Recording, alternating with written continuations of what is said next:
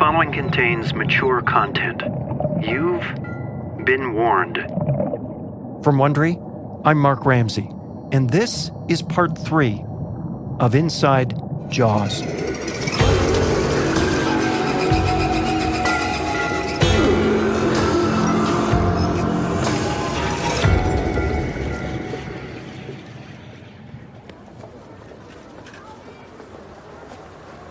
July 11, 1916, Matawan, New Jersey. Everybody was talking about the domino tournament and the new town library, 3,000 books strong. This was Main Street, where you can find whatever you need. Matches, pianos, candy, bottles, and across the hill, factories dot the horizon. But the heart and soul of Matawan was its creek. It was far from the ocean and the shore, but it was ours. There, locals and visitors would lounge on its banks and relax as the sunset twinkled over the creek's peaceful waters.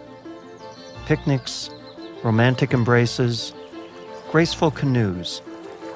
It was an oasis, especially on a hot summer day like today. And if you were lucky enough to be a kid in Matawan on this day, then you were spending this fine afternoon cooling off, skinny dipping in the swimming hole. Rennie Carton was 14. For Rennie, a dip in the creek was a daily afternoon tradition in the summer. Hey guys, look, I can balance on the dock on one leg. Rennie was unsteady, swaying left and right. Beneath him, the dark of the creek. He could see his reflection shimmering and swaying in the water. He couldn't see much else down there. The creek was shallow and only 30 feet wide and 200 feet across, but it seemed darker than usual. The bottom seemed not to exist. Oh, I'm gonna fall! Matawan Creek. Just wide enough and just deep enough. If a fish were to follow the coast, he could mistake the creek for a shoreline. He could, but he never had before. Happy boys playing in the water. The mud was cool between their toes. Hey, Rennie, what's wrong? I don't know, I'm bleeding. I bumped something. Rennie looked into the dark water. He thought he saw something, a shadow, moving, large, gone now. Guys, I think I want to get out. Why? I don't know, I just do.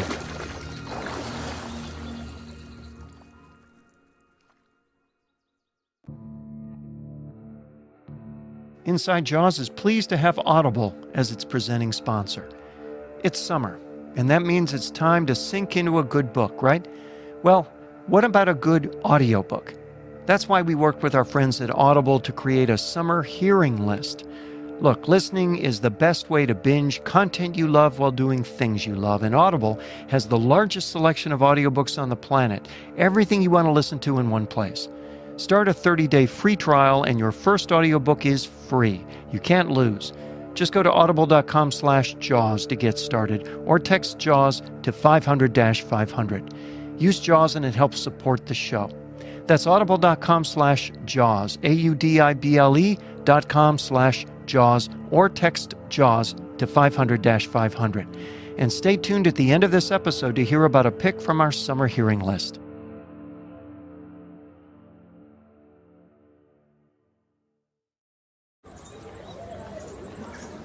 July 12, 1916, Matawan, New Jersey. Deep in the afternoon of another brutally hot day. Lester Stillwell was 11 years old. He had spent half the day making baskets. That was his job. Lester was a small boy, a delicate boy. 2 p.m. on a brilliant summer day. Lester was on his way to the creek. He peeled off his clothes and jumped into the water.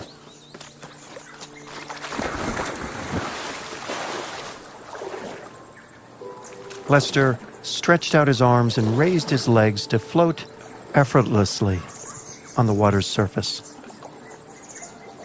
Feel the cool water all around you, the bright sun shining on your body.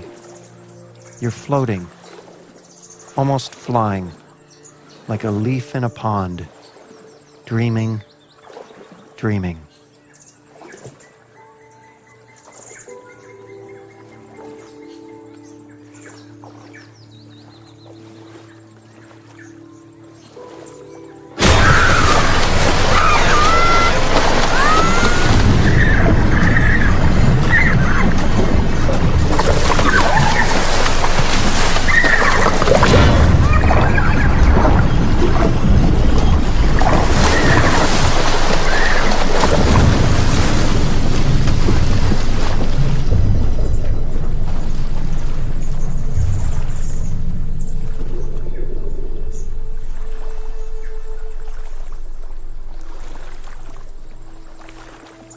Lester Stillwell was gone.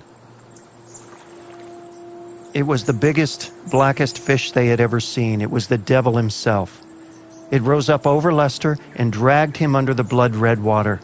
There was no more splashing. There was no air bubble. There was nothing. Lester Stillwell was simply gone.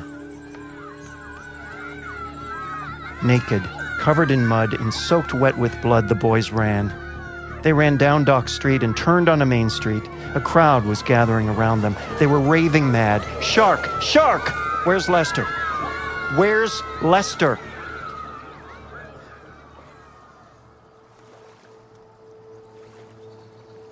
Where's Lester?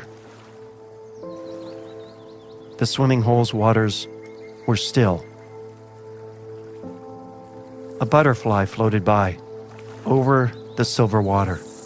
It floated above the creek to the far side. It floated past the reeds and across the muddy bank.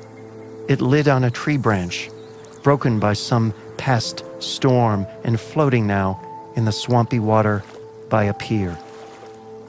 There, resting gently on the mud and the muck, staring out from the tall grass, was the head of Lester Stillwell.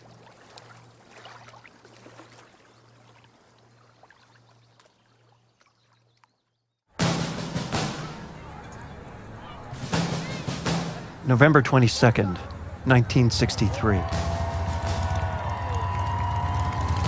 President Kennedy is joined by the First Lady and Texas Governor John Connally and his wife. The crowds are waving as the motorcade drives by. The president is smiling back. He's on his way to... Something's happened. Something's happened. There was a loud noise. There's a lot of confusion here in Dealey Plaza. And the president's motorcade is speeding away.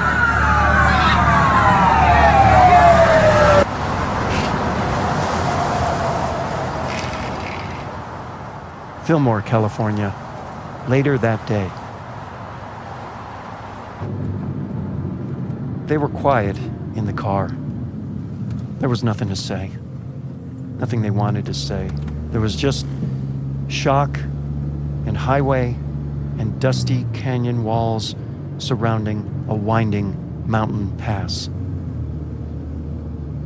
The two men had just finished a round of golf. They heard the news when they returned to the clubhouse. The President of the United States, John F. Kennedy, had been assassinated.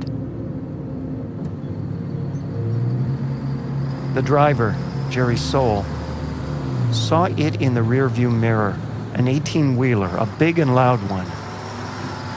And it was gaining on them, fast. There was no turnout, no shoulder, nowhere to go but forward, and still the truck was bearing down. Frantically, they rolled down the windows and screamed back at the driver to slow down. Jerry's fingers gripped the steering wheel. He hit the pedal to the metal. The little car passed 60, then 70. That was fast for a car like this, and it was not at all a safe speed on these dangerous mountain roads. It was as if the truck was trying to run them over. It was trying to kill them. Up ahead, a small shoulder. If he can only get to it.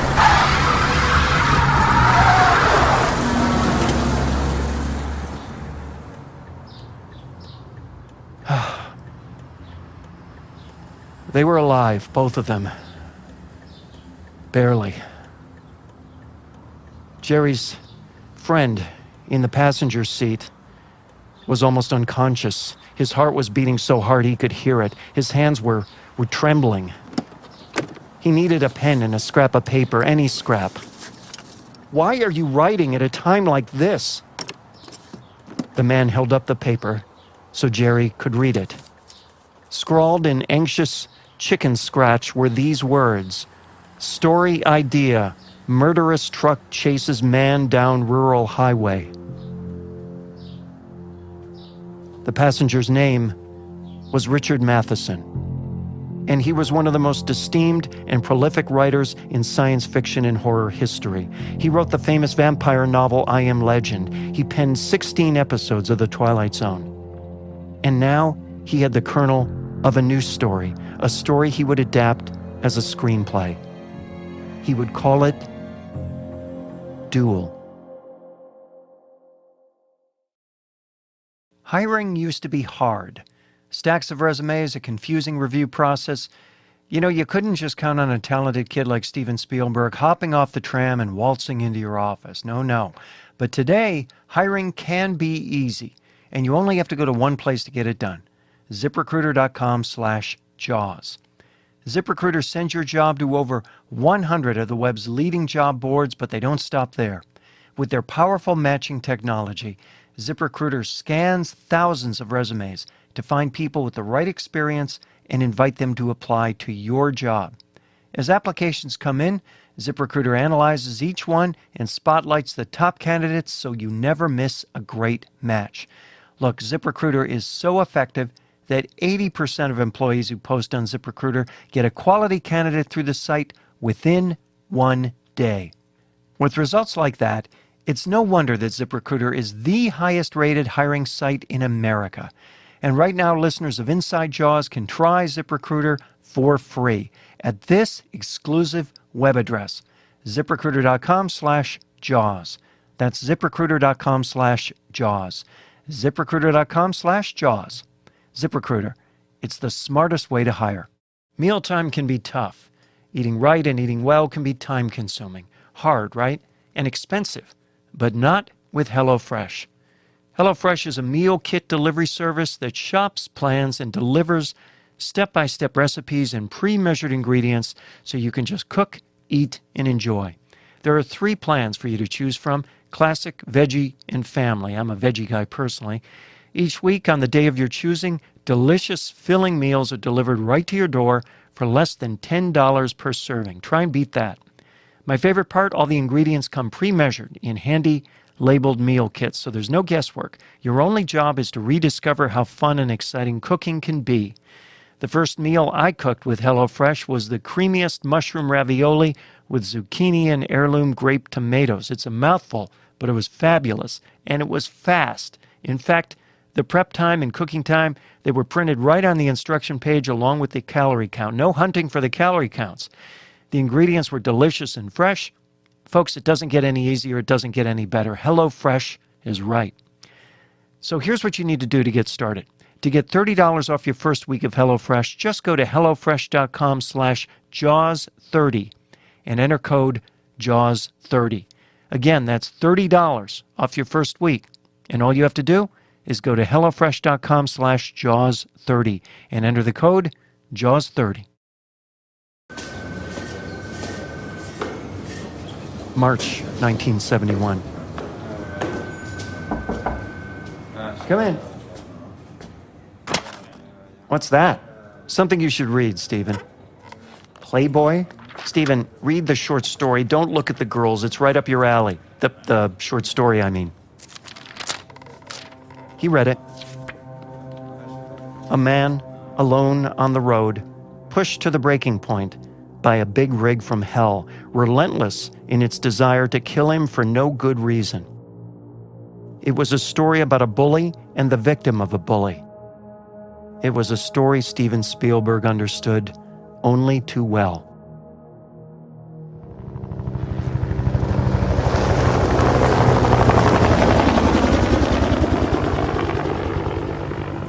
September 16, 1971.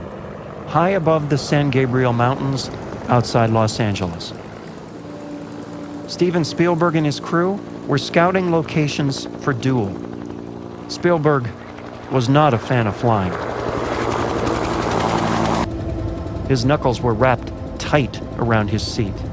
But he had a job to do, and today that job was to map out shooting locations.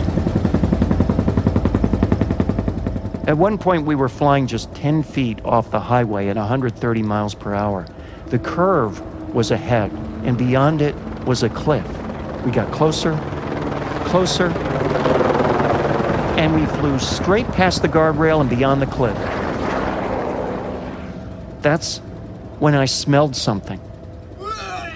From behind, I could feel somebody's breakfast, lunch, and dinner all over my neck and the back of my seat. It sprayed across the back of the helicopter. Somebody had to get sick. I'm just glad it wasn't me.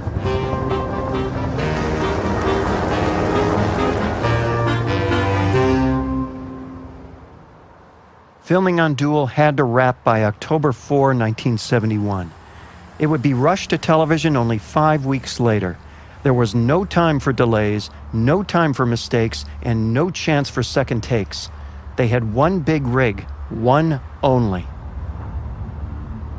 The climax. That's the scene where the hero, Dennis Weaver, and his 1971 Plymouth Valiant square off against the monster semi. The Plymouth is facing the truck. Behind it, a cliff and a vast canyon. Weaver grabs his briefcase from the back seat. He jams it into the gas pedal. The car is speeding towards the truck. The truck, unrelenting, is bearing down on the car. Weaver leaps to safety just in time.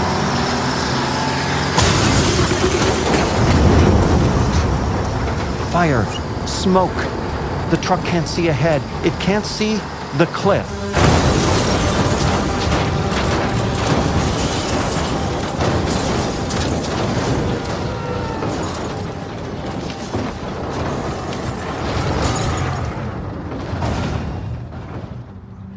"300 feet down. Where's Carrie?" Carrie Lofton was the driver of the truck. He had two jobs, running the truck off the cliff and bailing out of the truck before it goes over the edge. "Where's Carrie?" Nobody saw Carrie jump. Carrie passed his mark and he stayed in the cab. He didn't jump. "I'm here, boss." Okay. Everybody breathe. See, the truck's throttle didn't stick. The semi was slowing down as it approached the cliff. That would ruin the shot. The only way to keep the speed up was to keep your right foot on the throttle all the way to the cliff, and that's exactly what Carrie did. 30 feet, the rail just ahead. 20 feet. Carrie Lofton bailed out 15 feet from a cliff and certain death.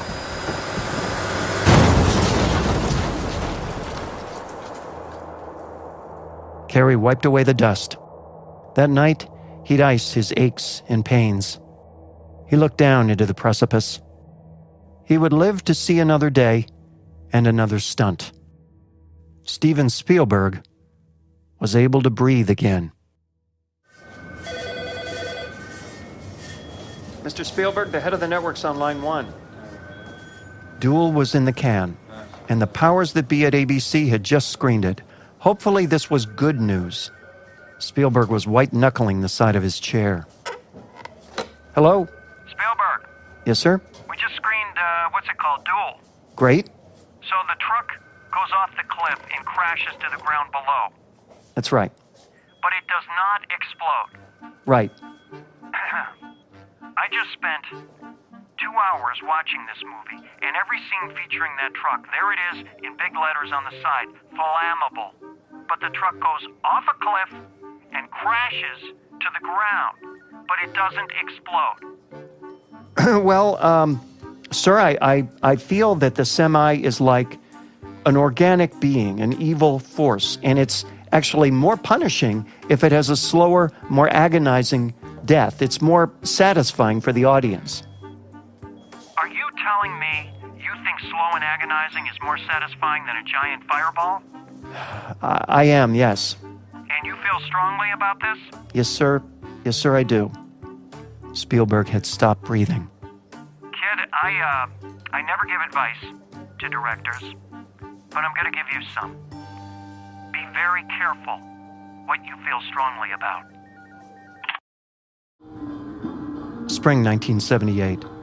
Steven Spielberg is home watching TV, and one of the biggest shows on TV was The Incredible Hulk. You've got to be kidding me. You've got to be kidding me.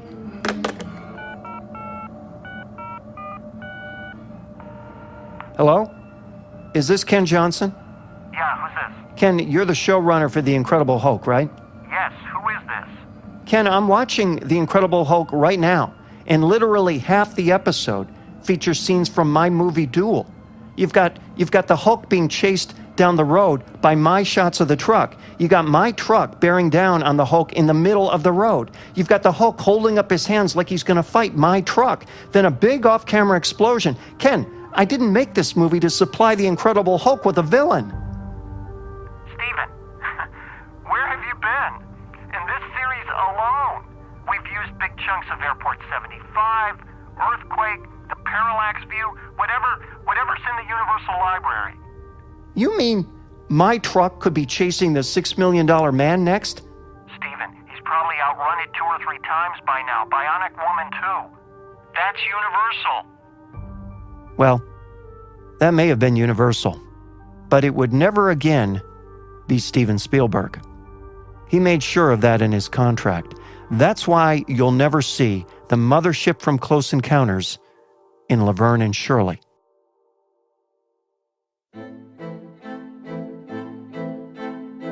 While ratings for Duel on TV were average, the critical response was sensational. Variety wrote, "Anyone switching channels after the first 5 minutes is in need of whole blood." Richard Matheson, who penned the original story, was flabbergasted at how good it was. "A classic of pure cinema," wrote the LA Times. Steven Spielberg was a changed man, and the offers began to pour in. But those offers would have to wait. Wait for something ambitious, something which would risk Spielberg's career, shatter his nerves, change his life, and alter Hollywood forever.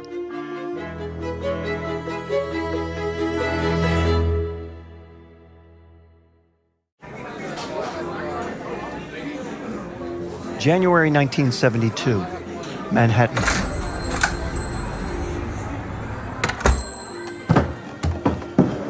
What'll it be, gentlemen? I'll have a pastrami on rye. Peter, try the pastrami on rye. It's to die for. I can't eat that. Just a turkey sandwich, white bread, nothing on it. You got it, thanks. Peter, what's wrong with you? You have an ulcer or something? No. I can't eat right now. Tom, why'd you pick this place? It doesn't seem like the kind of place a publisher would bring an author for lunch in Manhattan. Thank you. Everybody's an author, Peter. My 10-year-old is an author. Look, I liked your National Geographic pieces, but first-class restaurants are for name-brand writers, and this place is for you. So, pitch me. What you got? Despite years of effort, Peter Benchley wasn't a name-brand writer. He had been a reporter for the Washington Post and Newsweek. He had written speeches for President Lyndon Johnson.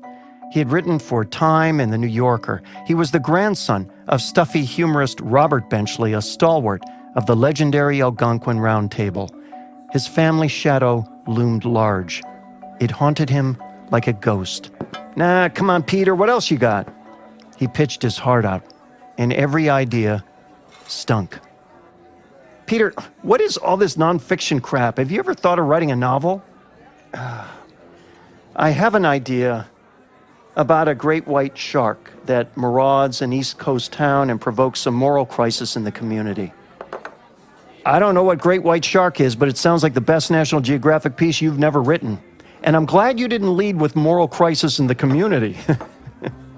So write this damn thing. Tom, I'd love to focus on that and give up the article writing business. I would, but I literally can't afford to. Peter, you're an artist. You're built for suffering. Look, what do you need? How about this? You get me the first 100 pages and I'll pay you $1,000. Well, okay, deal, done. Now, this book, what are you going to call it? Tom, this idea, it's been rolling around in my head for months. I have yellow pads full of bad ideas. Like what? Stillness in the Water, Leviathan Rising, Fin of Fury. Oh my God, Peter, those are terrible. The Jaws of Death. What? The Jaws of Death. It's a shark, right? Yeah. A big white shark? Great white shark. That's the species, Carcharodon carcharias. Are you seriously trying to impress me, Peter? No. Don't try to impress me over a pastrami on rye, Peter. No. The Jaws of Death. Sounds cliche, but I like Jaws. Why don't you just call it that? Jaws? Jaws. That's next time on Inside Jaws.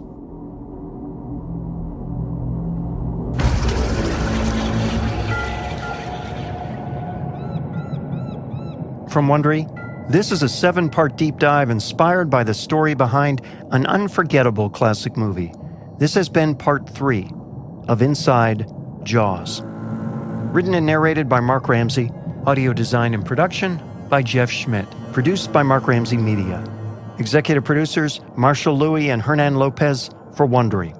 Subscribe now on Apple Podcasts, Spotify, TuneIn, iHeartRadio, or wherever you're listening right now. If you like what you're hearing, we'd love you to give us a 5-star rating and review us, and be sure to tell your friends and show them how to subscribe.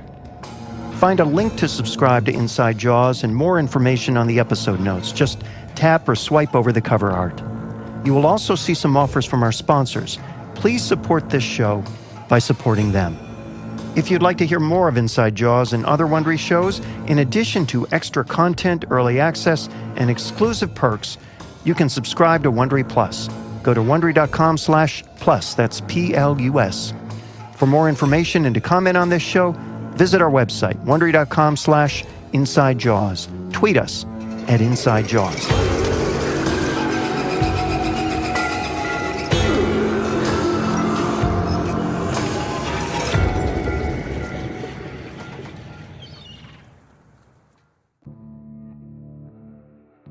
Inside Jaws is pleased to have Audible as its presenting sponsor. At the beginning, we told you we'd be back with a pick from our summer hearing list, crafted with our friends at Audible. Here's an audiobook available right now at Audible. This week, I want to recommend Jurassic Park. Okay, the new Jurassic movie's in the theaters, but it's cool to be reminded where this story started. And some of you may know Jurassic Park's author, Michael Crichton, is the same guy who wrote the original movie, Westworld. In fact, they're pretty much the same story. Peaceful recreational park of robots goes haywire and the robots start killing tourists. Peaceful recreational park of dinosaurs goes haywire and the dinos start killing tourists. You get the idea. And I don't care if you've seen Jurassic Park the movie 100 times. It's still different from hearing the experience. So listen to Jurassic Park and hear how it's all new. When you're packing your swimsuit this summer, don't forget your Audible and don't forget Jurassic Park. Audible is offering our listeners a free audiobook with a 30-day free trial membership. Just go to audible.com/jaws and look for Jurassic Park. Audible's unmatched selection of audiobooks is going to keep you entertained all summer long. Just download a title for free and start listening. It's that easy. Go to audible.com/jaws or text JAWS to 500-500. That's audible.com/jaws, audible.com/jaws, or text JAWS to 500-500 to get your first audiobook for free.